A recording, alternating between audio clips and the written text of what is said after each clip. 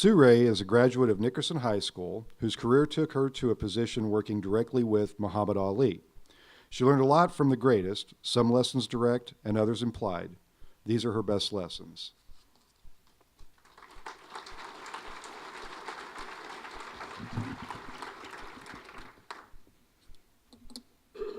Okay. Hi, this is Muhammad's first gift to me. I'd just worked at this center for a few days, and I'd pulled a picture of him in his prime out of a magazine, and I'd taped it over my desk. And he walked around the corner, and he said, "It's inappropriate for you to spend all day looking at beefcake."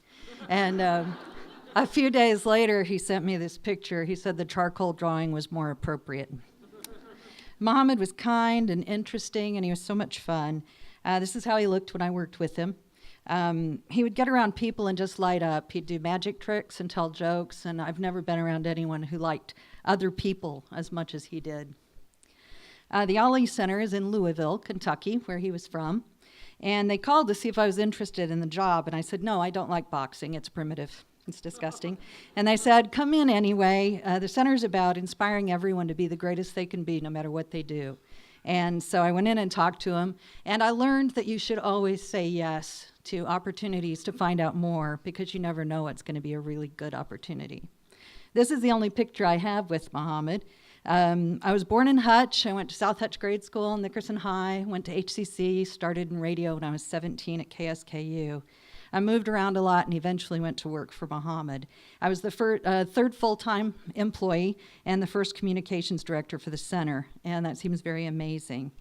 Muhammad had nothing in his background that pointed to his becoming a legend. His parents weren't wealthy. He didn't do well in school, but he believed in himself like no one I've ever known, and that was enough. Once he started boxing, he was all in. I learned to wear many hats at the Ali Center. And I always say yes when somebody says, "Do you know how to do something at work?" Because chances are I can probably figure it out. And I learned that there.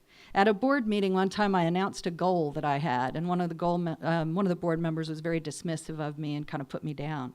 And Muhammad stopped him, and he looked at me and he says, "Can you do this?"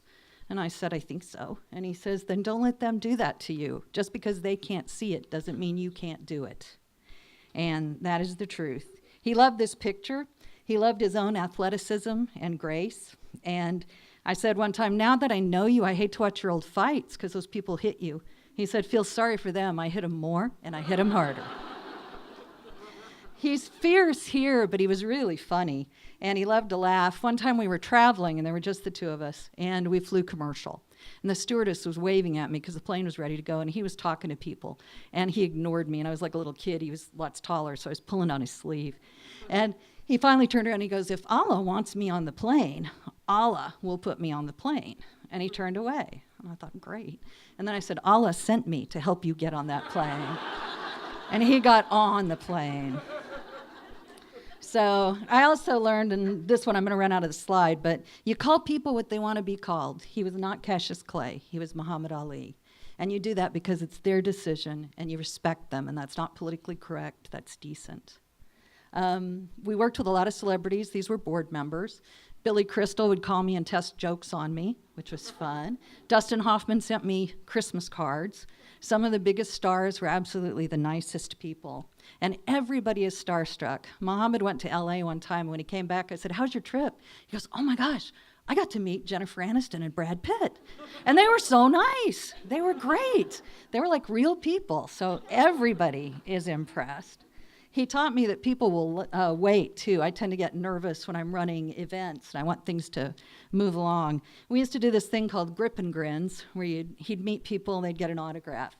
He drew this picture for me when I told him I was going to England for the first time.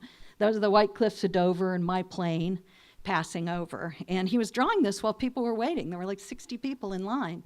And I said, "Muhammad, that's really nice, but we got people to take care of. We should move along." And he said, "I'm Muhammad Ali. They'll wait. I want to draw this for you." And he goes, "I got to tell you where to get scones in London because they're really good." And he told me all the places he liked for scones.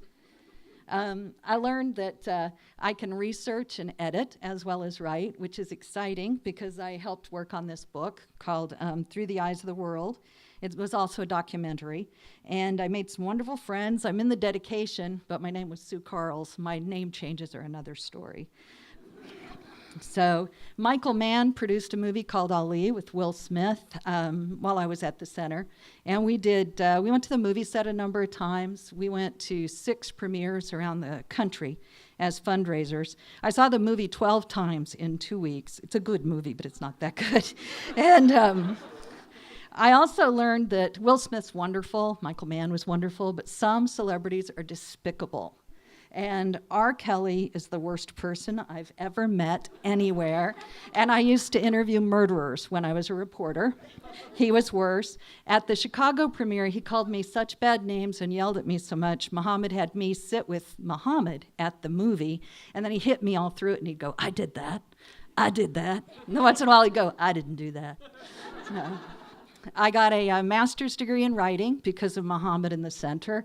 He believed you should work hard and fearlessly on whatever it is, and words are my thing. So he encouraged me. He always asked me, where's my book?